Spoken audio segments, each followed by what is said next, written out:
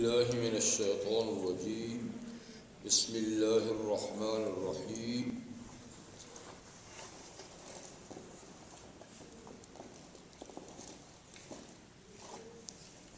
وداود وسليمان إذ يحكمان في الحرث إذ نفشت فيه غنم القوم وكنا لحكمهم شاهدين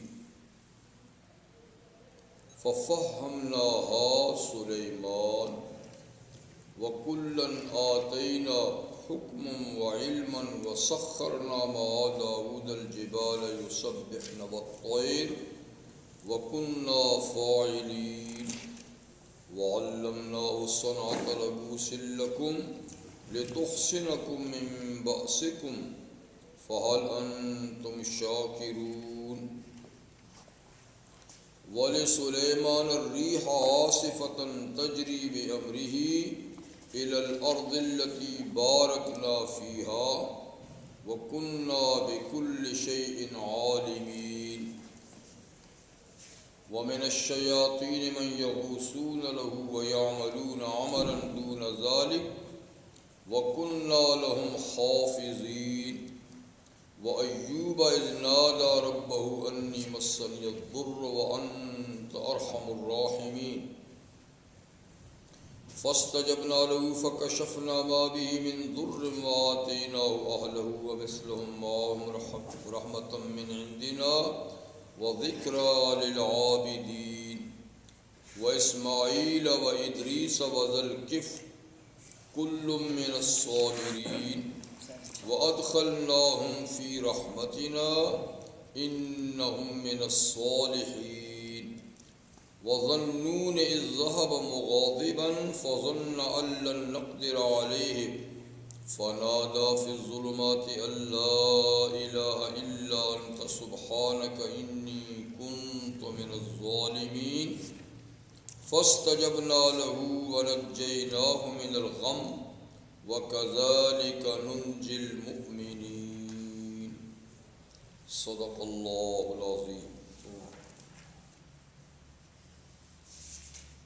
سورۃ الانبیاء کی آیت نمبر 78 سے 88 تک آیات آپ کے سامنے تلاوت کی گئی.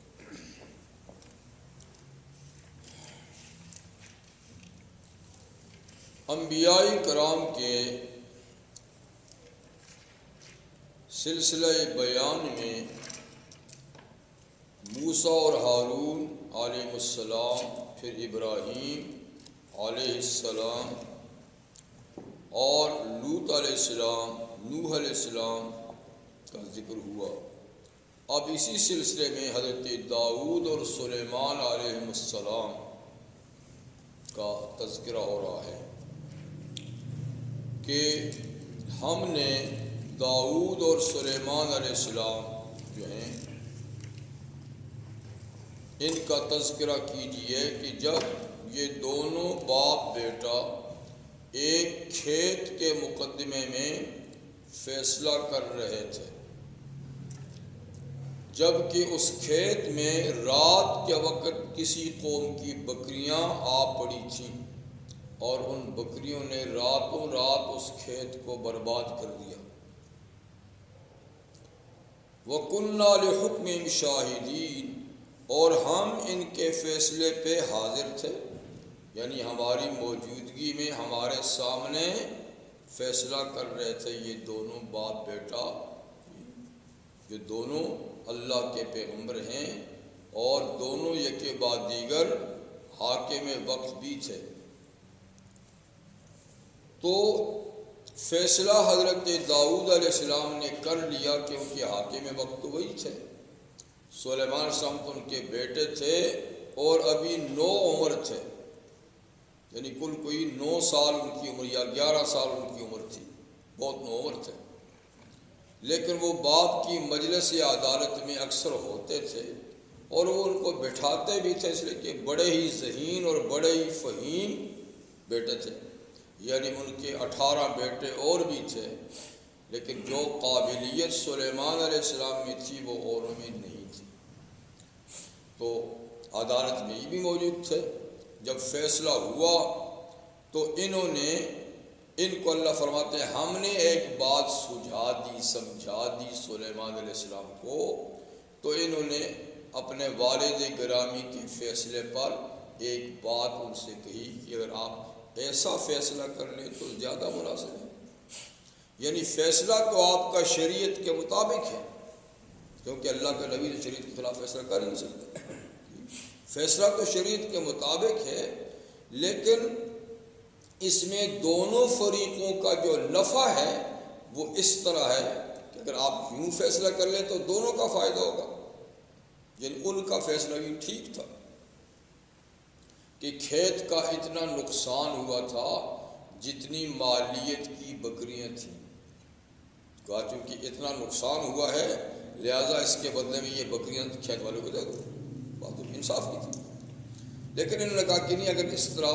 فیصلہ کر لیا جائے کہ جب تک کھیت دوبارہ اس پوزیشن میں نہیں آتا جس میں پہلے تھا، اس وقت تک کھیت بکری والوں کے حوالے کر دیں، ان کی ذمہ داری ڈالیں کہ اس کو دوبارہ آباد کرو، کھیتی باڑی کرو، اس میں ہل چلاؤ، اس میں بیج ڈالو، اور جب وہ اسی لیول پہ آ جائے کھیت، اس وقت تک بکریاں کھیت والے کے حوالے کر دیں، وہ اس کا دودھ پئیں، ان کے بالوں سے فائدہ اٹھائیں، ان کے بچوں سے فائدہ اٹھائیں، جب ان کا کھیت برابر ہو جائے تو کھیت والے کے حوالے کر دیں، بکریاں بکری والوں کے حوالے کر دیں، تو دونوں نقصان سے بچ جائیں گے۔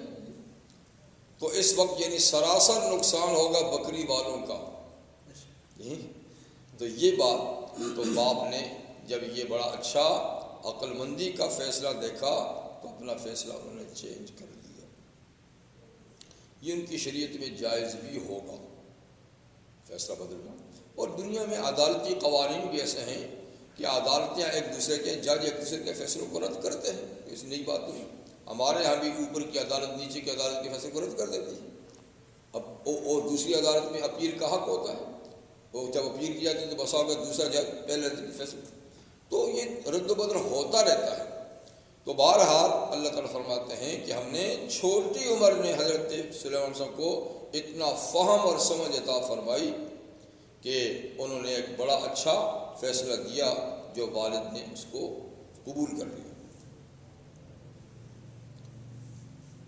وَكُلًّا آتَيْنَا حُكْمًا وَعِلْمًا، اور ہر ایک کو داؤد علیہ السلام اور سلیمان علیہ السلام میں سے ہر ایک کو ہم نے فیصلے کی قوت عطا فرمائی،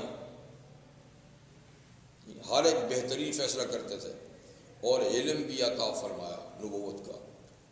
اب اس کے بعد کچھ ان کے معجزات کا اللہ ذکر فرماتے ہیں، یہ ایک مسئلہ تھا۔ اب مسئلہ یہ ہے کہ ہماری شریعت میں اس قسم کا کیس ہو تو کیا فیصلہ ہوگا؟ تو ہماری شریعت میں بات یہ ہے کہ نبی کریم علیہ السلام کا ایک ارشاد گرامی بھی ہے کہ دن کے وقت اگر کسی کے جانور کسی کے کھیت میں آ کر خراب کر دیں دن کے وقت، تو جانور والا ماخوذ نہیں ہوگا، اس لیے کہ دن کو کھیت کی حفاظت کی ذمہ داری کھیت والے پہ ہے، لیکن رات کے وقت اگر آ کر کوئی کسی کا جانور کھیت میں خرابی کر دے تو پھر جانور والا پکڑا جائے گا، نقصان اس کو اٹھانا پڑے گا، کیونکہ رات کو جانوروں کو سنبھالنا، باندھ کے رکھنا اس کی ذمہ داری اس نے کیوں کھلے چھوڑے تھے۔ تو یہ امام شافعی رحمہ اللہ اسی پر فتویٰ دیتے ہیں، اسی روایت کے مطابق، لیکن ہمارے امام ابو حنیفہ رحمہ اللہ فرماتے ہیں دن ہو یا رات ہو جانوروں کا مالک مجرم نہیں، جانوروں کا مالک مجرم نہیں ہے، اسی جب تک کہ اس کی طرف سے کوئی زیادتی سامنے نہ ہو کہ اس نے قصداً ارادتاً جانور کھول کر اس کی فصل میں بھیج دی، اس کے کھیت میں بھیج دی ہے۔ اگر اس نے تعدی کی ہے، اس کی زیادتی، اس کی بے احتیاطی سامنے آ جائے تو دن کو بھی مجرم، رات کو بھی وہ مجرم، اس لیے کہ اس نے تعدی کی ہے، اس نے قصداً اپنے جانوروں کو سنبھالا نہیں، لیکن اس کی طرف سے کچھ نہیں ویسے ہی کوئی جانور اپنے رستے توڑ کے آ گئے ہیں، بھاگ کر آ گئے ہیں، تو پھر جانور کچھ نقصان کر لے اور مالک کی تعدی نہ ہو تو مالک ماخوذ نہیں ہوتا۔ امام صاحب کی دلیل بخاری اور مسلم کی یہ حدیث ہے کہ جس میں نبی کریم نے فرمایا العجما جرحها جبار، عجما کہتے ہیں جانوروں کو، یہ عجم سے، عجم کا معنی گونگے، یعنی گونگی مخلوق جانور، تو حضور نے فرمایا کہ العجما جرحها جبار، جانور اگر کسی کو زخمی کر دیں تو یہ حدر ہے، یہ رائگاں ہے، یہ ضائع ہے، اس لیے کہ جانور جو ہیں وہ کوئی عقلمند تھوڑا ہی، وہ تو اللہ کی ایک عام مخلوق ہے۔ وہ اگر یہ ایسے ہی ہے کہ جیسے کہ کوئی شیر کسی کو پھاڑ دے، کوئی چیتا پھاڑ دے، کوئی کتا پھاڑ دے، اسی طریقے سے جانور اگر کسی کو زخمی کر دیں تو یعنی وہ جانور والا ماخوذ نہیں ہوگا، پکڑا نہیں جائے گا، اس کا زخم رائگاں ہے۔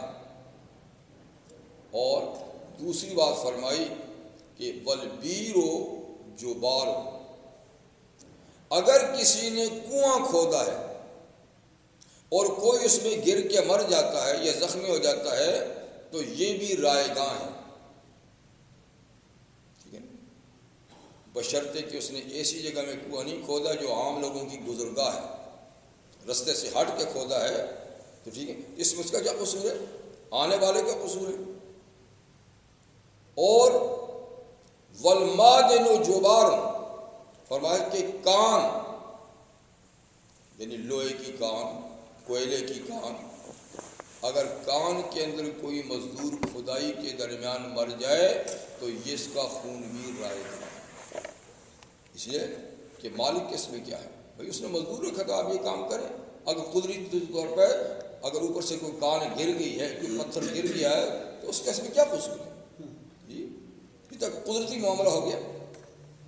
تو مقصد یہ کہ یہ تین چیزیں جو ہے نا تو یہ حدر ہے، رائگاں ہیں، اور ان کا خون کا، اس کے نقصان کا کسی پر الزام نہیں ہوگا، جانور کے زخمی کرنے کا، کنویں میں گر مرنے سے، اور کان کنی کے درمیان گرنے سے۔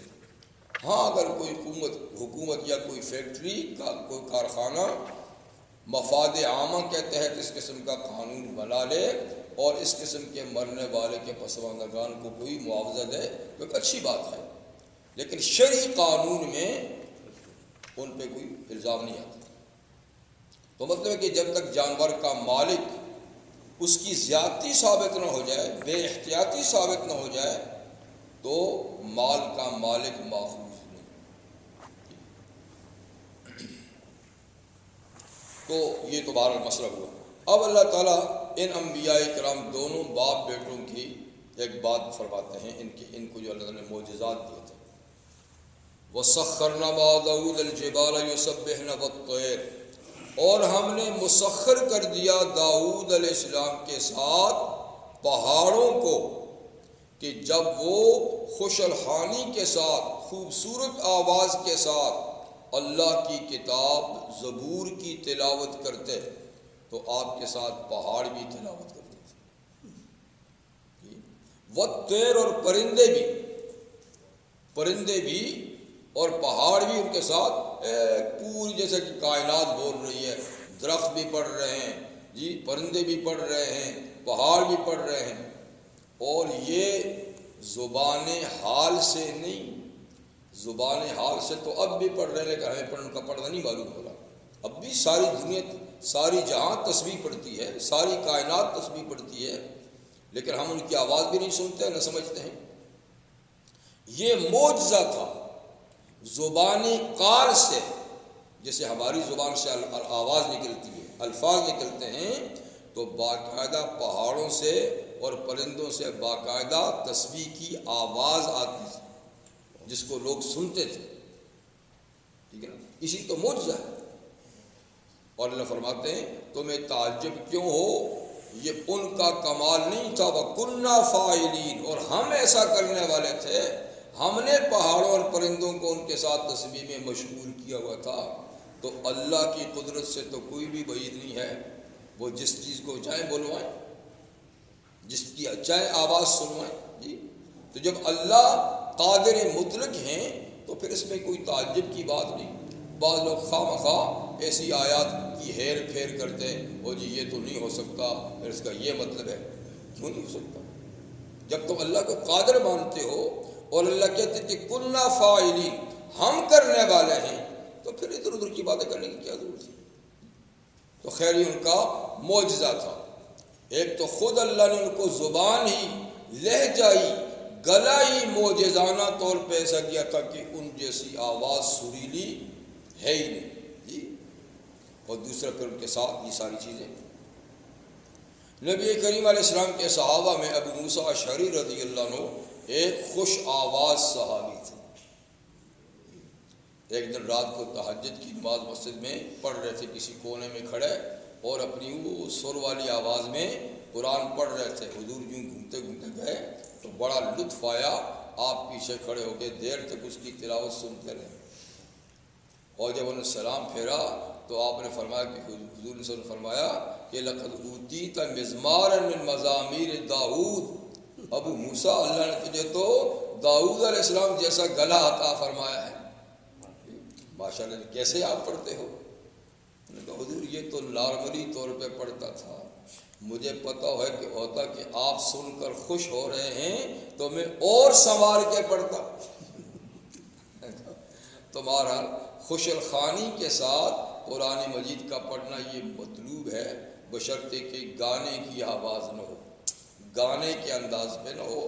قدرتی طور پہ جو اللہ نے حسن دیا ہے آواز کو، تو زیادہ سے زیادہ اچھے آواز میں تجوید کی رعایت رکھ کے آدمی پڑھے تو یہ مطلوب ہے، ثواب کی بات.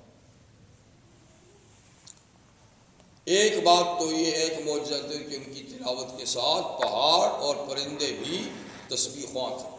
دوسری وَعَلَّمْنَا صَنَعَةَ لَبُوسٍ لَكُمْ، اور ہم نے داؤد علیہ السلام کو سکھائی صنعت تمہارے لباس کی. صنعت وہی صنعت کہتے ہیں کاریگری، لبوس لباس ہے کہ ایک لباس کی.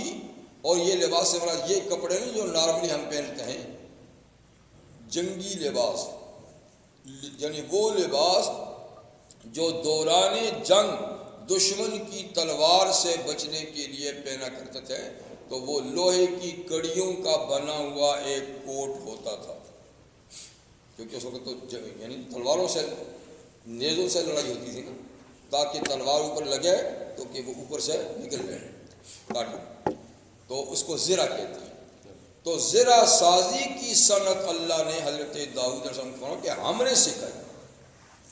اور لوگوں نے تو لوگوں سے سیکھی، ان کو ہم نے سکھائی. تو جس صنعت کو اللہ تعالیٰ خود اپنے نبی کو سکھائے وہ کتنی پیاری صنعت ہوگی.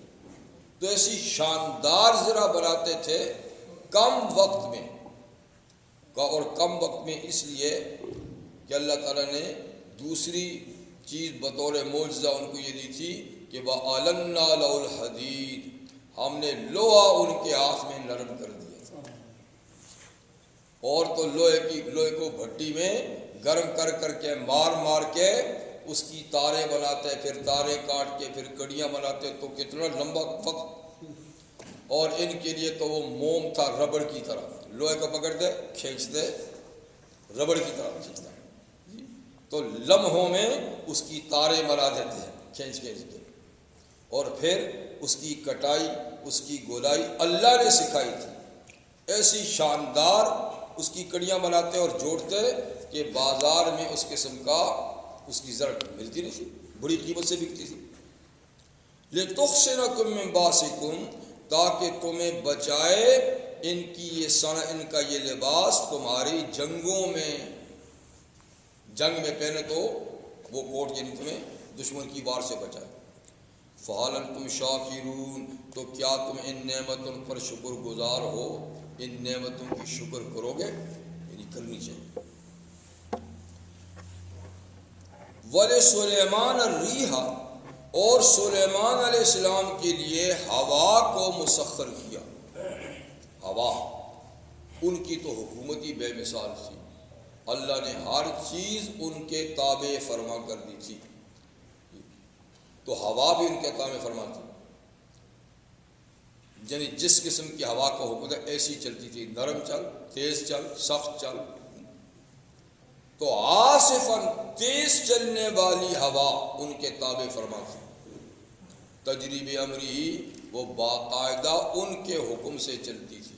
اللہ نے انہی کے زیر انتظام کر لی تھی کہ سلیمان جیسا حکم دے اسی طرح چلا کر۔ وہ کہہ کہ تیز چل تو تیز چلا کر، ہلکی چل تو ہلکی، ٹھنڈی چل تو ٹھنڈی، گرم چل تو گرم، جی تو ان کے حکم سے چلتی تھی یوں ہی نہیں بلکہ ان کو بھی لے چلتی تھی۔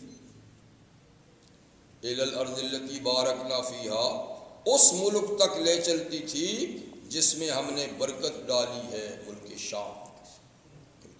تو خود آپ کا دارالحکومت قیام بیت المقدس میں تھا، بیت المقدس یعنی آپ کا دارالحکومت یہ تھا، اور شام یعنی وہاں بھی آپ کو جانا ہوتا تھا، یمن وہاں بھی جانا ہوتا تھا۔ تو آپ کا ایک فضائی بیڑا تھا، فضائی جہاز تھا، ایک تخت شاہی بنایا ہوا تھا، وہ چھوٹا موٹا نہیں، اتنا بڑا تخت بنایا تھا جس پہ آپ خود بھی بیٹھتے تھے، آپ کی فوج بھی ساتھ ہوتی تھی، فوج بھی، وہ فوج کا کچن بھی ہوتا تھا پھر، تو کتنے ساتھ میں ملازم ہوں گے، اور آپ کے وزیر بھی ساتھ۔ تو اتنا بڑا شاہی تخت ہوتا تھا کہ جس پہ سب کی کرسیاں لگی ہوئی ہیں، سارے انتظامات ہیں، جنات کی الگ فوج ہے، پرندوں کی الگ فوج ہے، انسانوں کی الگ فوج ہے، یہ حکومت کے کارندے الگ ہیں، اور ساری چیزیں، اور اس پہ بیٹھتے تھے، پھر ہوا کو حکم دیتے تھے تو ہیلی کاپٹر کی طرح وہ اس کو یوں اٹھاتی تھی، وہ اوپر بردے میں لے کر پھر تیز چلتی، اور ایک دن میں شام پہنچا دیتی، اور ایک دن میں شام سے یمن پہنچا دیتی۔ تو یہ ایک قدرتی نظام تھا، ہوا کی دوش پہ آپ کا اتنا بڑا فضائی بیڑا پرواز کرتا تھا۔ وَكُنَّا بِكُلِّ شَيْءٍ عَالِمِينَ، اور ہم ہر چیز کو جاننے والے ہیں۔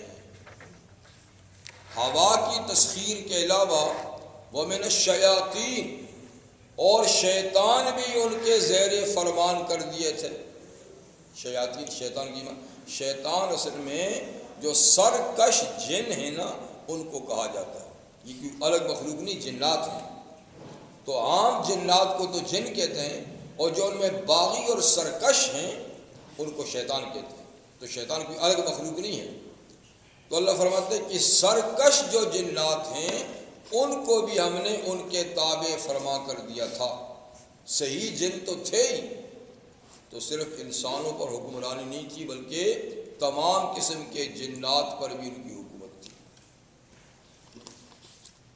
تو شیاطین میں سے ایسے شیطان بھی آپ کے تابع فرمان تھے، یغوصون لہو، جو غوطے لگاتے تھے ان کے لیے دریاؤں میں، سمندر میں، اور ڈبکی لگاتے، دور تک جاتے، وہاں سے جواہرات نکالتے، موتی نکال کے لاتے، جن کو حضرت صلی اللہ علیہ وسلم کام میں لاتے تھے۔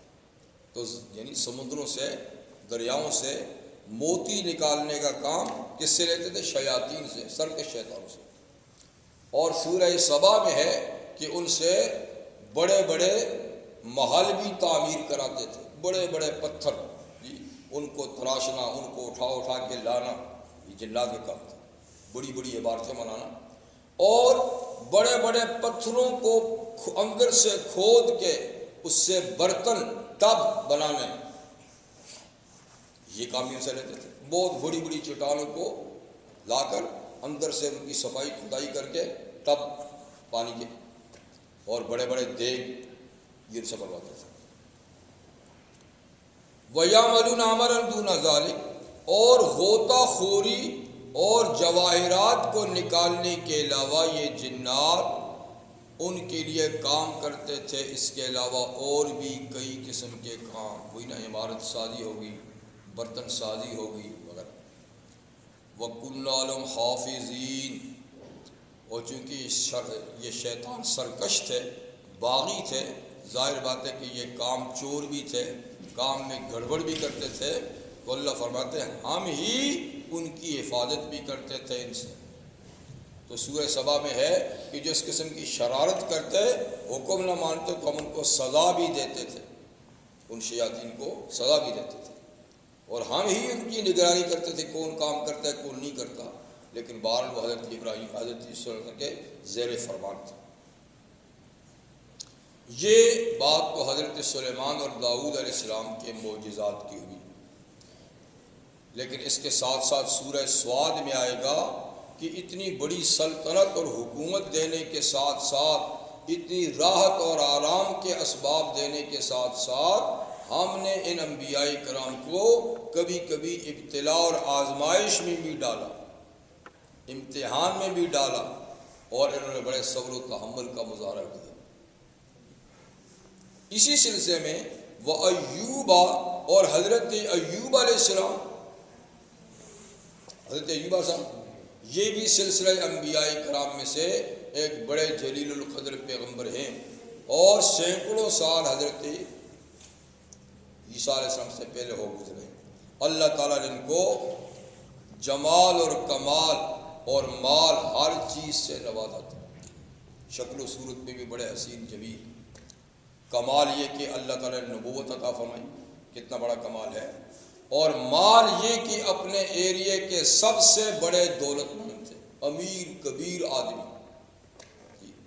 تو ہر نعمت اللہ نے اپنے اس پیغمبر کو عطا فرمائی تھی، اور اللہ کے بڑے شکر گزار بھی تھے۔ یعنی ہر قسم کا مال، اونٹ، بھیڑ، بکریاں، گائے، بیل، یعنی ریوڑ کے ریوڑ، گلے کے گلے، اور قابل کاشت بہت بڑی زمین کا ایریا ان کے پاس تھا۔ تو ہر نعمت ان کو میسر تھی۔ کہتے ہیں بائبل میں بھی ان کا اس سے تذکرہ ہے کہ ان کی صرف کاشتکاری کے لیے 500 جوڑی بیل تھے۔ بتا ایک دور میں بیلوں سے ہل چلاتے تھے، اور آج بھی دور دراز کی زمینوں اور پہاڑی زمینوں میں بیلوں ہی سے ہل چلاتے ہیں۔ اگرچہ میدانی علاقے میں اونٹ سے بھی لوگ چلاتے تھے جی، اور بھینسے سے بھی چلاتے تھے، لیکن اصل کاشتکاری کے لیے بیل ہوتا ہے۔ اب تو اس کی جگہ بہت جگہ ٹریکٹر نے کام لے لیا ہے، میدانی علاقوں میں تو خیر ہوتی، اور اب تو پہاڑی تک چلے گئے ہیں، لیکن پھر بھی ایسے ملک ایسے علاقے ہیں جہاں تک اب بھی ٹریکٹر کی رسائی نہیں، اور بیلوں سے ہی یہ لوگ کام لیتے ہیں۔ تو حضرت ایوب علیہ السلام کی قابل کاشت زمین کی کاشتکاری کے لیے 500 جوڑیاں بیلوں کی تھیں، اور ہر جوڑی کا رکھوالا ایک ملازم بھی تھا۔ تو ایک بڑا نظام تھا ان کا، اور خوب اللہ کے رستے میں دیتے بھی تھے، فقیروں کے، یتیموں کے، مساکین کے، مسافروں کی، مہمانوں کی، ہر طرح کی یعنی دیکھ بھال وغیرہ کرتے تھے۔ تو ایک دفعہ ابلیس نے اللہ سے کہا، یا اللہ آپ کا یہ بندہ جو بہت شکر کرتا ہے، بتائے کیوں کرتا ہے؟ کیوں کرتا ہے؟ کہ اس لیے کہ آپ نے تو کوئی چیز چھوڑی ہے جس کو نہ دی ہو، سب کچھ تو دے رکھا تو شکر نہیں کرے گا تو کیا؟ اللہ نے فرمایا کہ یہ تیری بھول ہے، اس کو کچھ نہ دوں اور جو دیا ہے لے لوں تو بھی شکر ہی کرے گا۔ تو نبی ہے نا جی، یہ کیسے ہو سکتا ہے؟ دیکھ تماشا بھی میں لیتا ہوں۔ تو کسی کے ہاں دعوت دی، کہتے ہیں ان کے 7 بیٹے اور 3 بیٹیاں تھیں، 10 بچے تھے۔ کسی کے ہاں دعوت میں گئے تھے تو پہلے مرحلے میں مکان کی چھت گری تو 7 کے 7 بچے ختم۔ اس کے بعد کوئی بیرونی حملہ ہوا تو حملہ آوروں نے سارے بیل اور سارے ملازموں کو بھی قتل کر دیا، بیلوں کو چھین کے چلے گئے، باقی غلہ بھی اسی طریقے سے زمینیں برباد ہو رہتے کوئی چیز نہیں، ساری چیزیں ختم ہو گئی۔ ایک میاں بیوی رہ گئی۔ مال سب لینے کے بعد اللہ نے ان کے جسم میں بھی ان کی ابتلا کی، اور اب ان کے جسم میں آبلے اور چھالے پڑ گئے، اور کوئی جگہ خالی نہیں رہی ان سے۔ چھالے جب پھٹتے تو آپ راکھ ان میں ڈال کے بھرتے تاکہ پانی بند ہو جائے، تو بہرحال ایک زبان تھی، دل و دماغ تھے، باقی جسم کے اوپر سے سارا کا سارا زخمی سچور تھا، اور ساری معاشی حالت جو ختم ہو گئی، کوئی ساتھ دینے کے لیے تیار نہیں ہوا۔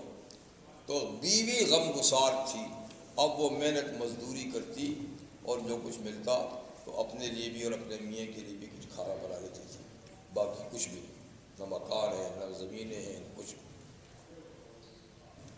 اس پر مزید ایک اور پھر بھی اللہ کا شکر کر رہے ہیں اور کہتے ہیں یا اللہ جب میں دنیا میں آیا تھا بھی تو خالی ہاتھ آیا تھا، تب بھی تو میرے پاس کچھ نہیں تھا جی، پھر سب کچھ آپ نے دیا اپنے فضل سے، اور اب اپنے عدل سے لے لیا، اپنے عدل سے لے لیا۔ آپ ہی کیا دیا ہوتا تھوڑا، آپ نے لے لیا، میں تو خالی ہاتھ آیا تھا، اب پھر اسی طریقے سے دوبارہ پھر شکر ہی شکر ہے۔ ایک اور ابتلائی کہ مالی اور جسمانی ابتلا تو تھی اور وہ برداشت کر رہے تھے، اور یہ برداشت بھی کوئی 16 17 18 سال تک رہی، وہ معمولی وقت کی نہیں، اتنے عرصے تک طویل۔ ایک اور ابتلا یہ آئی کہ ایک دفعہ ان کی بیوی کام کاج کر کے کچھ پیسے وغیرہ بنا کر مال وغیرہ بنا کر لائی کھانے وانے کا، تو رستے میں شیطان انسانی شکل میں ملا اور بڑا بزرگ صورت، تو کہنے لگا میں حکیم ہوں۔ بیچاری اکتائی ہوئی تو تھی، کہا میرا بھی ایک مریض اگر آپ علاج کرو کر لوں گا، حکیم ہوں کر لوں گا، لیکن میری ایک شرط ہے۔ کیا شرط ہے؟ شرط یہ ہے کہ جب تمہارا مریض ٹھیک ہو جائے، میں فری میں کر لوں گا، فیس بھی نہیں لوں گا، فری میں کر لوں گا، لیکن جب ٹھیک ہو جائے نا اتنا کہنا کہ حکیم صاحب نے ٹھیک کیا۔ بڑا جال بات، انہوں نے کہا میں پھر اپنے میاں سے پوچھوں، یہ تو تجھے عجیب سی شرط لگائی ہے، میں پہلے میاں سے پوچھوں۔ تو آئی تو حتیب سے ذکر کیا کہ آج ایسے بزرگ تھے، اس نے کہا اللہ کی بندی ہوں تو ابلیس نہیں شیطان، وہ ہمارے اب اس کو اتنی ضرورت ہو گئی اب ہمارا ایمان پہ بھی ڈاکے ڈالنے لگ گیا۔ تو نے اس کی یہ بات سنی کیوں ہے؟ اتنے غصے میں آ گئے کہ سنی کیوں ہے، کھڑی کیوں ہوئی ہے؟ اب تو میں ٹھیک ہوا تو تجھے 100 لاٹھیاں لگاؤں گا، قسم اٹھا مجھے کیا بات ہے، یہ ابلیس بڑا نورانی شکل اس کی، آسا لیا ہوا، بڑی بزرگ شکل، یہ ابلیس ہے، اس نے تو ہمارے ایمان، تو اب تک اپنی پریشانی کا اظہار نہیں کیا، شکر کرتے رہے، اب اپنی پریشانی کا اللہ سے اظہار کیا، رب انی مسنی الضر، اے اللہ اب تو معاملہ ایمان تک جا پہنچا ہے، مال کی نقصان برداشت، جان کا نقصان برداشت، لیکن اب ایمان کا تو نہیں برداشت کر سکتا۔ اب اس کی اتنی حوصلہ ہو گیا، اس کو اتنا حوصلہ ہو گیا کہ وہ ہمارے ایمان کے پیچھے پڑ گیا، تو مجھے اس سے بڑا صدمہ پہنچا، اس سے بڑی تکلیف پہنچی، انی مسنی الشیطان، دوسری جگہ انی مسنی الشیطان بضر، شیطان نے یہ کہہ کر بڑی تکلیف پہنچائی ہے، وانت ارحم الراحمین، اور آپ تو بڑے مہربان ہیں۔ اس کو یہ حوصلہ، اس کو یہ موقع مت دیجیے، جو کہہ گیا ہے، اب مزید اس کو کہنے کا موقع نہیں دیجیے، مجھے ٹھیک کر لیجیے، ورنہ یہ تو اور بھی کچھ نہ کچھ کرتا رہے گا، ٹھیک ہے۔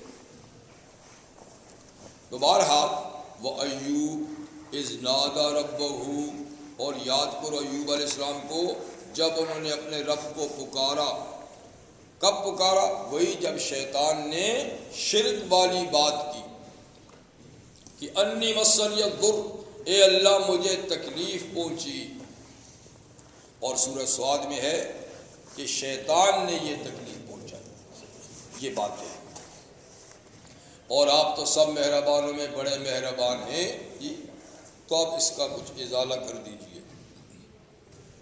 فاستجبنا لہ، اللہ فرماتے ہیں ہم نے ان کی دعا قبول کر لی، اور فکشفنا ما بی من ضرہ، ہم نے دور کر لیا جو ان کے ساتھ تکلیف تھی، اس کو دور کر دیا۔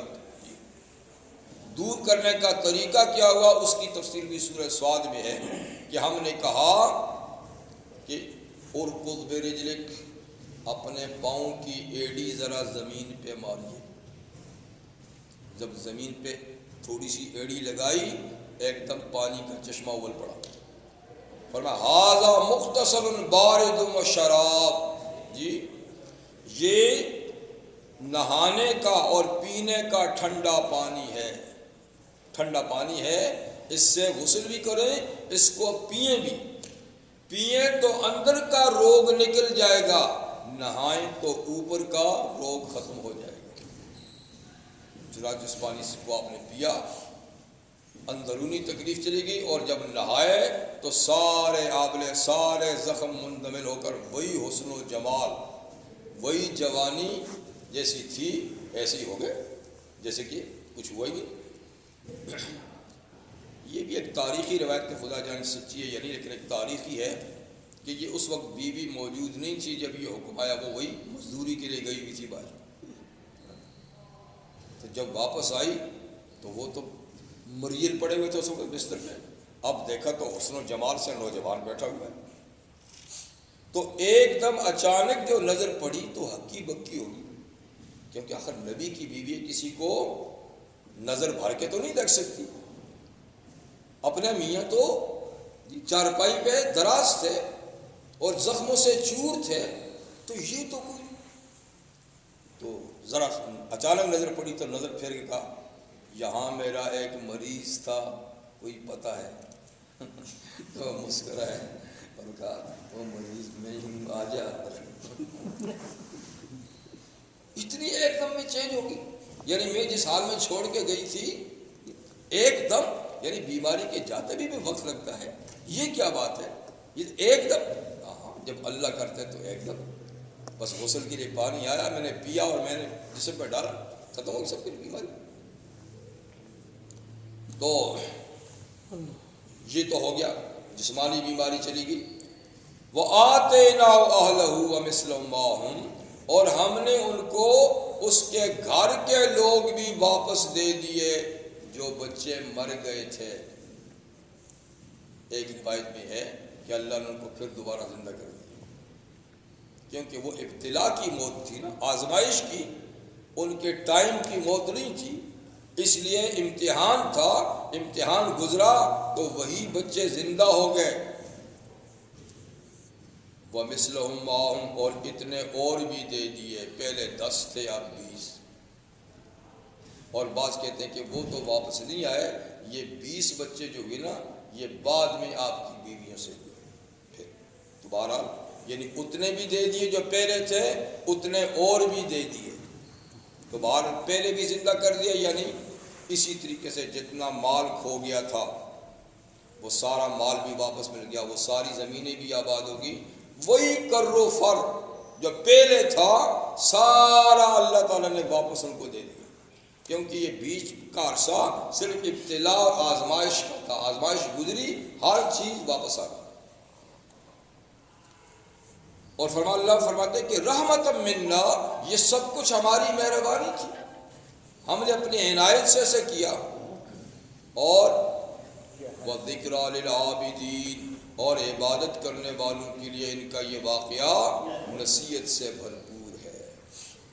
سورہ صاد میں اِنَّا وَجَدْنَاهُ صَابِرًا، ہم نے ایوب کو ابتلا میں صابر پایا، صبر کرنے والا پایا. جی، تو ان کی زبان ہمیشہ اللہ کے شکر سے، دل صبر سے لبریز رہا، روح ایمان کی صداقت سے لبریز رہی اس پوری ابتلا کے زمانے میں. نعم العبد، اللہ فرماتا کتنا اچھا بندہ ہے، انہ اواب، وہ تو ہماری طرف ہی رجوع کرنے والے تھے. تو اللہ تعالیٰ نے یہاں ایوب علیہ السلام کا تذکرہ فرمایا کہ ان پر دیکھیے کتنی بڑی ابتلا آئی لیکن انہوں نے صبر کا دامن ہاتھ سے نہیں چھوڑا. تو یہ آپ کے میرے لیے بھی سبق ہے کہ بڑی سی بڑی مشکل اللہ کی طرف سے آ جائے تو صبر کا دامن ہاتھ سے نہیں چھوڑو، اپنے مشن سے وابستگی رکھو، اپنا کام مت چھوڑو. ابتلا تو آتی رہتی ہے، آزمائشیں تو آتی رہتی ہیں، نبیوں پہ آئیں، ولیوں پہ آئیں، اللہ کے نیک صالح اور بندوں پہ آئیں تو یہ آتی رہتی ہیں۔ یہ تو اللہ کا قانون ہے، اس سے کوئی مستثنا نہیں۔ اس کے بعد فرماتے و اسماعیل و ادریس و ذوالکفل، 3 اور پیغمبروں کے نام ذکر کیے کہ یہ بھی ابتلا سے گزرے اور انہوں نے بھی صبر کا دامن ہاتھ سے نہیں چھوڑا۔ اسماعیل علیہ السلام حضرت ابراہیم کے بڑے بیٹے، نبی کریم علیہ السلام کے جد امجد ہیں، ان پر بھی ابتلا آئی۔ اللہ کی طرف سے باپ کو حکم ہوا کہ اس کو ذبح کر، تو ذبح کے لیے لے گئے اور کہا کہ میں نے خواب دیکھا ہے تجھے ذبح کر رہا ہوں، کیا خیال ہے؟ کہا ابو خیال کیا ہے، پوچھتے کیوں ہیں؟ جب اللہ کا حکم ہے تو میری 1000 جانیں اس پہ فدا ہیں، پوچھئے مت، فوراً اللہ کے حکم کی تعمیل کیجئے۔ ستجدنی انشاءاللہ من الصابرین، انشاءاللہ آپ مجھے صبر کرنے والوں میں پائیں گے۔ دیکھا، حالانکہ بچپنا ہے، 12-13 سال کی عمر ہے جی، زندگی کس کو پیاری نہیں، پھر نوخیزی کا زمانہ ہے جی، لیکن پھر بھی اللہ کے نام پہ قربان ہونے کے لیے لیٹ گئے۔ اسی طرح حضرت ادریس علیہ السلام اور جناب ذوالکفل علیہ السلام، ذوالکفل کا معنی ہے ذمہ داری لینے والا، کفل کفالت اور ذمہ داری کو کہتے ہیں، یعنی انہوں نے کوئی بڑی ذمہ داری قبول کی تھی تو اسی پر ان کا نام ذوالکفل مشہور ہو گیا۔ تو یہ بھی اللہ کے پیغمبر ہیں۔ بعض کو کہتے ہیں کہ یہ حضرت ایوب علیہ السلام ہی کی اولاد میں سے تھے، اور کسی مقدمے میں انہوں نے کسی کی ضمانت دی تھی، تو جس کی ضمانت دی تھی وہ نہیں آیا، اس کی جگہ برسوں تک ان کو جیل کاٹنی پڑی۔ لیکن بعض حضرت کہتے ہیں کہ نہیں، یہ دوسرے پیغمبر ہیں۔ بہرحال یہ بھی اللہ تعالیٰ کے پیغمبروں سے ایک پیغمبر ہے۔ بعض لوگوں نے اس سے گوتم بدھ مراد لیا ہے، لیکن یہ بات تحقیق سے ثابت نہیں، یعنی مہاتما بدھ جو ہندوستان میں ہو گزرے ہیں حضرت عیسیٰ علیہ السلام سے 500 سال پہلے، تو یہ بہار کے صوبہ بہار کے کپل نام شہر میں پیدا ہوئے تھے مہاتما بدھ، ٹھیک ہے۔ تو یہ کہتے ہیں کپل ہی عربی میں کفل ہے، تو ذوالکفل کا معنی یعنی کپل والے، کپل میں پیدا ہونے والے، لیکن یہ بات تحقیق سے ثابت نہیں ہے، اس لیے کہ قرآن حکیم میں صرف ان انبیاء کرام کا ذکر ہے جس سے آل عرب جانتے تھے، آل عرب ان سے کچھ مانوس تھے، تو عجم میں جو انبیاء آئے ہیں ان کا ذکر قرآن مجید میں نہیں ہے، جن سے عرب واقف تھے انہی کا یہاں پر ذکر ہے، تو یہ عرب کے علاقے میں کہیں آئے تھے۔ بہرحال اسماعیل، ادریس اور ذوالکفل کل من الصابرین، سب پر ابتلا آئی، سب پر آزمائشیں آئیں، امتحانات آئے، اور یہ سب کے سب صبر کرنے والے تھے۔ تو مطلب ان کو دیکھ دیکھ کے تم لوگ بھی صبر کرو اے امت محمد صلی اللہ علیہ وآلہ وسلم۔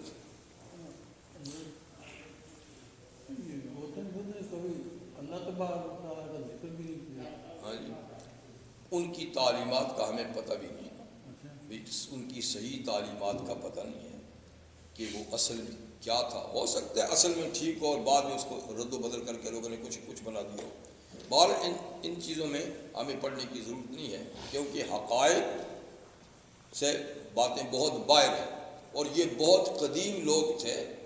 اس کے بعد کیا کیا ہوا، تو جیسے اصل انبیاء کرام کی شریعتوں کو لوگوں نے بگاڑ کے رکھ دیا ہے، جن کا ہمیں پتہ ہے۔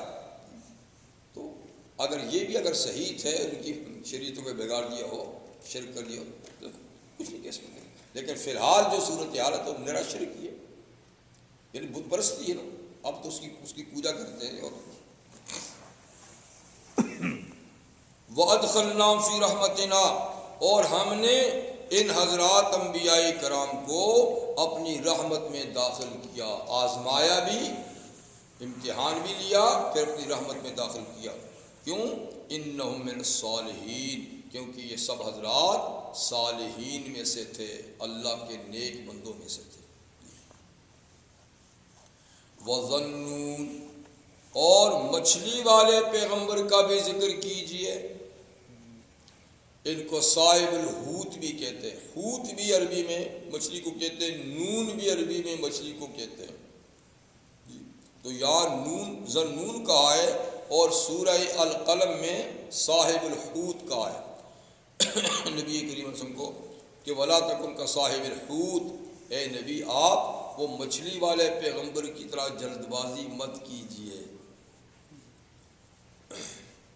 اور مچھلی والے ان کا نام ہے حضرت یونس علیہ السلام جی، اور ان کے نام پہ باقاعدہ 11ویں سپارے میں پوری صورت ہے، اور وہاں بھی ان کا مختصر سا تذکرہ ہے، اور کئی صورتوں میں بھی ان کا نام ہیں، یہاں بھی اللہ نے کچھ ان کا ذکر کیا ہے۔ یہ انبیاء، یہ بنی اسرائیل کے انبیاء کرام میں سے ہیں، اور ان کے دور میں حزقیل نام اسرائیلی بادشاہ تھا فلسطین میں۔ حزقیل دیندار تھا، اچھا بادشاہ تھا۔ اس کے دور میں 5 نبی تھے، ان 5 میں ایک حضرت یونس بھی تھے۔ ان میں مرتبہ کے لحاظ سے حضرت شعیا بڑے تھے جی۔ تو بہرحال اسی زمانے میں عراق کے صوبہ موصل میں ایک شہر تھا نینوا۔ یہاں کے لوگوں نے بغاوت کی، سرکشی کی، قتل و غارت گری کا بازار قائم کیا جی، اور بڑا دنگا فساد مچا لیا۔ تو انبیاء کرام کی میٹنگ ہوئی کہ ان لوگوں کو راہ راست پہ لانے کے لیے، ہدایت کی طرف دعوت دینے کے لیے کسی کو جانا چاہیے۔ آخر میٹنگ میں فیصلہ ہوا اللہ کی تائید سے کہ یونس کو وہاں بھیجا جائے۔ تو یہ اصل میں اس قوم کے نبی نہیں تھے، بنی اسرائیل سے ہیں، لیکن بسا اوقات اللہ غیر قوم کا نبی بھی کسی قوم میں بھیجتے ہیں۔ جیسے لوط علیہ السلام تو اصل میں عراق کے تھے، لیکن فلسطینی کے ان کو نبی بنایا۔ تو یونس علیہ السلام بھی نینوا کے نہیں تھے، عراقی الاصل نہیں تھے، فلسطینی الاصل ہیں اور اسرائیلی ہیں، لیکن طے ہوا کہ ان کو وہاں بھیجے۔ تو یونس علیہ السلام نینوا تشریف لے گئے اور آپ نے وہاں دعوت دینی شروع کی، لیکن وہ بڑے بدماش قسم کے لوگ تھے، بڑے سرکش۔ ان کی دعوت پہ کسی نے کان نہیں رکھا اور دعوت کو قبول نہیں کیا۔ آخر آپ نے ان کو اللہ کے عذاب سے ڈرایا کہ دیکھو نہیں مانو گے تو اللہ کا عذاب آئے گا۔ انہوں نے کہا کوئی بات نہیں ہوتی، آپ لوگ ایسے ہی کہتے رہتے۔ آخر آپ نے کہا کہ نہیں، اللہ کا عذاب آئے گا، اور اللہ نے فرما بھی دیا کہ میں ان پہ عذاب بھیجوں گا۔ جب یہ بھیجوں گا اللہ نے فرما دیا، اب تو بات یقینی ہوگی۔ اب کب بھیجوں گا تو تاریخ نہیں بتائی، لیکن بھیجوں گا۔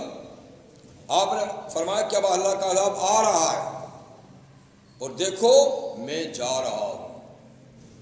تو یہ وہاں سے چلے گئے۔ 2 بچے تھے، ایک بیوی تھی، ان کو لے کر نکل گئے، اس لیے کہ اللہ کا قانون آپ کو معلوم تھا کہ جب اللہ کسی قوم پہ عذاب بھیجتے ہیں تو اس وقت نبی کو وہاں سے نکال دیتے ہیں۔ جب تک نبی قوم میں موجود ہو تو عذاب نہیں آتا۔ جب عذاب آتا ہے تو نبی کو پہلے ہجرت کرا دیتے ہیں، یہ اصول تو معلوم تھا۔ اب انہوں نے باقاعدہ وحی آنے کا انتظار نہیں کیا کہ وحی آئے، اللہ کا حکم آئے تو جاؤں، بلکہ اسی قاعدے کے تحت آپ نے ایک اجتہاد کیا کہ اب مجھے جانا چاہیے، جیسے کہ پہلے انبیاء جاتے تھے۔ تو یہ بات اللہ کو پسند نہیں آئی کہ آپ کم از کم میرے حکم کا انتظار تو کرتے، یہ کہتا پھر جاتے، آپ تو یوں ہی چلے گئے۔ تو ان کو اللہ نے ایک آزمائش میں ڈال دیا اور کچھ عرصہ ان کو مچھلی کے پیٹ میں قید کر دیا۔ وہاں انہوں نے اللہ سے معافی مانگی، تو پھر اللہ نے ان کو نکالا، اور نکال کر جب یہ چلے گئے، اب قوم کو ہوش آئی کہ وہ اللہ کا بندہ تو عذاب کی دھمکی دے کے چلا گیا، اور ادھر سے عذاب کے آثار بھی ظاہر ہونے لگ گئے جو نشانی بتائی تھی۔ تو ان کی خوش قسمتی تھی کہ سب کے سب نے کہا بھئی عذاب آ رہا ہے، جو انہوں نے کہا تھا بات سچی ہے، اس لیے سب کے سب میدان میں نکلو، توبہ استغفار کرو۔ چلو ساری قوم جو ہے نا گھروں سے نکلی، جانوروں کو بھی نکالا، کھلے میدان میں جا کر شور و غوغا، رونا دھونا کیا کہ یا اللہ توبہ توبہ۔ بس اللہ نے عذاب ٹلا دیا۔ یہ واحد قوم ہے کہ جن پہ آیا ہوا عذاب ٹلا، ورنہ کسی قوم پہ آیا ہوا عذاب ٹلا نہیں۔ اور یہ بھی شاید اس لیے ٹلا دیا کہ یونس علیہ السلام نکل گئے تھے پہلے، شاید اس وجہ سے توبہ کے لیے عذاب ٹل گیا جی۔ اور پھر یونس کی تلاش کرتے رہے کہ وہ آئیں تو ان کی اطاعت کریں، لیکن وہ تو چلے گئے تھے اور ان پر دوسری ابتلا آ گئی تھی۔ تو شاہ عبدالعزیز محدث دہلوی رحمہ اللہ نے فرمایا ہے کہ آپ اپنی بیوی اور 2 بچوں کو لے کر چلے تو آپ جہاں جانا چاہتے تھے بیچ میں دریا پڑتا تھا، دجلہ ہوگا یا فرات ہوگا جی، کوئی بھی دریا تھا ان میں سے، تو آپ طرفہ سے ترسیس جانا چاہتے تھے، طرفہ سے ترسیس، تو بیچ میں دریا تھا، لیکن اس دریا تک پہنچنے سے پہلے ایک ندیہ تھی، ندیہ کو عبور کرنا تھا۔ تو آپ نے اپنی بیوی سے کہا ایک بچہ اپنے پاس رکھ کے جان کھڑی ہو، دوسرے بچے کو میں پار کر کے آؤں، پھر دوسرے بچے کو کندھے پہ اٹھاؤں گا، تجھے ہاتھ میں پکڑ کے پار کراؤں گا، تم لوگ نہیں جا سکتے۔ جب ندی کے بیچ میں گئے، پاؤں پھسلا تو بچہ کندھے سے گر گیا، گرا تو ندی اس کو لے کر بھاگی۔ اب واپس آ کے جب دوسرے بچے کو جب واپس آئے تو دیکھا بیوی کو کوئی گھوڑے سوار گھوڑے پہ بٹھا کر لے گئے اور بچے کو ایک بھیڑیا پکڑ کے لے گئے۔ جب واپس پہنچے تو دونوں، ایک کو گھوڑے پہ سوار کوئی شہزادہ آیا، اسے کہا ایک خاتون کھڑی ہے، اسے بٹھا دیا، اس میں بھاگ گیا لے کر، اور بچہ جب رہ گیا تھا جنگل تک پاس بھیڑیا آئے تو اس کو اٹھا کے لے گیا۔ ایک ابتلا تو یہ، ایک بچہ ندیہ بھی چلا گیا، 2 اس طریقے سے۔ یہیں سے سمجھ گئے یہ معاملہ ٹھیک نہیں ہے، لیکن باہر فیصلہ تھا، چلے ندی سے پار گئے۔ آپ بندرگاہ میں پہنچے تو جہاز کھڑا تھا ترسیس جانے کے لیے، آپ بھی بیٹھ گئے اس میں، کشتی، جہاز چلا سواریوں سے بھر کے، تو سنٹر میں جب گیا تو ڈولنے لگ گیا، وزن بڑھ گیا۔ تو جہاز کے ملاحوں کو اندازہ تھا، تجربہ تھا کہ کوئی مالک کا بھاگا ہوا غلام اگر بیٹھ کے آتا نا تو یعنی جہاز ڈولا کرتا تھا۔ انہوں نے فوراً اعلان کر دیا کہ بھائی جہاز میں کوئی اپنے مالک سے بھاگا ہوا آیا ہے تو وہ عذرائے کرم خود اپنے آپ کو دریا کے حوالے کر دے، باقی کی جان تو بچے، ورنہ سب ڈوب جائیں گے۔ آپ تو سمجھ گئے تھے معاملے کو، آپ نے کہا میں ہی مالک سے بھاگا ہوا ہوں، لیکن اللہ یہ نورانی چہرہ، ماشاء اللہ، آپ ایسے کب ہو سکتے ہیں؟ سبحان اللہ، کبھی کبھی نہیں، تو نہیں۔ پھر اعلان کیا تو پھر کوئی نہ بولا۔ آپ نے کہا بھائی میں ہی ہوں، کہا جی نہیں، سوال ہی پیدا ہوتا، آپ جیسی شخصیت، اور کہا بھائی میں ہی ہوں، کہا نہیں، چلو جی پھر قرآن اندازی لگاؤ، جس کا نام کا قرآن نکلے گا اس کو پھینکیں گے۔ اللہ فرماتا ہے فساہما، پھر قرآن اندازی کی، سب کے نام کی، 3 دفعہ کی تو تینوں دفعہ یونس علیہ السلام کا نام نکلا۔ فَكَانَ مِنَ الْمُدْحَضِينَ، تو وہی دریا میں ڈالے جانے والوں میں سے نکلے۔ پھر بھی کہتے لوگ ہچکچاتے تھے کہ ہم کیسے ڈالیں گے، تم نہ ڈالو، اب میں خود ہی چھلانگ لگاتا ہوں۔ کہ کنارے پہ کھڑے ہوئے اللہ کا فوراً ایک مچھلی کو حکم ہوا کہ فوراً پہنچ جا، مہمان آ رہا ہے، پانی میں نہ جائے، اور اس کو کھانا بھی نہیں بنانا، ہضم نہیں کرنا، تیرے پیٹ وہ اس کے لیے قید خانہ ہوگا، اس کو سنبھالے رکھنا۔ جو ہی چھلانگ لگئی تو مچھلی نے ہڑپ کر دیا، بڑی مچھلی کا مچھلا ہوگا کہ بہت بڑا، وہ لے کرو سمندر کی تہہ میں چلی گئی۔ اب اس میں کتنے دن رہے، بعض کہتے 3 دن رہے، بعض کہتے 7 دن رہے، بعض کہتے 40، اللہ بہتر جانے، بار اس میں مچھلی کے پیٹ میں رہے۔ مچھلی کا پتہ کتنی گرم ہوتی ہے، اس کا پیٹ کتنا گرم ہوگا، کچھ ہی دنوں میں بالکل آپ نحیف اور کمزور ہو گئے، اور کھال بالکل نرم ہوگی۔ جتنے دن اللہ نے رکھنا تھا باہر رکھنا تھا، خیر جب وہاں پہنچے، اس کے اندر پہنچے تو اللہ فرماتے ہیں وَظَنُّونَ إِذْ ذَهَبَ مُغَاضِبًا، اور مچھلی والا پیغمبر جب قوم سے گیا غصے میں کہ انہوں نے بات نہیں مانی، تو غصے میں گئے، فظن ان لن نقدر علیہ، انہوں نے خیال کیا کہ ہم ان پر کوئی دار و گیر نہیں کریں گے، کوئی تنگی نہیں لائیں گے، کوئی پکڑ دھکڑ نہیں کریں گے، لیکن ہم نے پکڑ دیا، مچھلی کے حوالے کر دیا، جیل میں بند کر دیا۔ فنادى في الظلمات، تو اس نے اندھیروں میں، ایک اندھیرا نہیں، مچھلی کے پیٹ کا اندھیرا، دریا کا اندھیرا، راتوں کا اندھیرا، بادلوں کا اندھیرا، کئی اندھیروں میں اس نے پکارا، کیا؟ لا الہ الا انت سبحانک انی کنت من الظالمین، کوئی معبود نہیں تیرے سوا، میں ہی بے انصافوں سے ہوں، مجھ سے ہی غلطی ہوئی۔ تو یہ پکارتے رہے مچھلی کے پیٹ میں۔ پھر کیا ہوا؟ فاستجبنا لہ، ہم نے ان کی دعا قبول کر لی، ونجینا، اور ہم نے اس جیل سے ان کو نجات دی، من الغم، یعنی اس گھٹن سے جو اس کی پیٹ کی گھٹن تھی۔ وَكَذَلِكَ نُنْجِي الْمُؤْمِنِينَ، فرمایا کہ جیسے ان کو نجات دی، ایسے ہی ہم مومنوں کو بھی ان کی پریشانیوں سے نجات دیتے ہیں، کہ جو مومن پریشان ہو، حضور نے فرمایا دعوت المکروب دعوت الظنون، ہر پریشان حال کی دعا وہی مچھلی والے پیغمبر کی دعا ہے۔ جو آدمی جس پریشانی میں ہو، مچھلی والے پیغمبر کی دعا کرے تو اللہ کا حکم ہے کہ کذالک ننجی المؤمنین، ہم مومنوں کو اسی طریقے سے نجات دیتے ہیں جیسے مچھلی والے پیغمبر کو۔ اب یہ کہ کتنی دفعہ یہ پڑھیں تو یہ لمٹ تو نہیں بتائی، اہل علم نے، اہل تجربہ نے، شاہ عبدالعزیز فرماتے ہیں کہ اپنے تجربے سے بتایا ہے کہ اگر 1,25,000 دفعہ یہ آیہ کریمہ پڑھی جائے اور دعا کی جائے پریشانی کے لیے تو ازالہ ہوتا ہے۔ یہ تجربے کی بات نہ، قرآن حدیث والی بات نہیں ہے، تجربے کی بات۔ ظاہر بات ہے کہ ایک ٹی وی پڑھ سکتی ہے، پہلا آدمی نہیں پڑھ سکتی۔ اور دوسری صورت یہ ہے کہ عشاء کی نماز کے بعد لائٹیں بند کر کے ایک ہی آدمی پڑھتا ہے تو 300 دفعہ پڑھے، 3 دن پڑھے، 7 دن پڑھے یا 40 دن تک پڑھے، ایک آدمی روزانہ 300 دفعہ، تو کہتے ہیں یہ بھی تجربے سے ثابت ہے کہ اتنی مقدار پڑھنے سے مشکل حل ہو جاتی ہے، اور جتنی دفعہ بھی پڑھے، یہ تو تجربہ والی بات ہے نا۔ تو اللہ تعالیٰ نے فرمایا کہ ہم اسی طریقے سے اس کو نجات دیتے ہیں۔ تو خیر رہائی ملی۔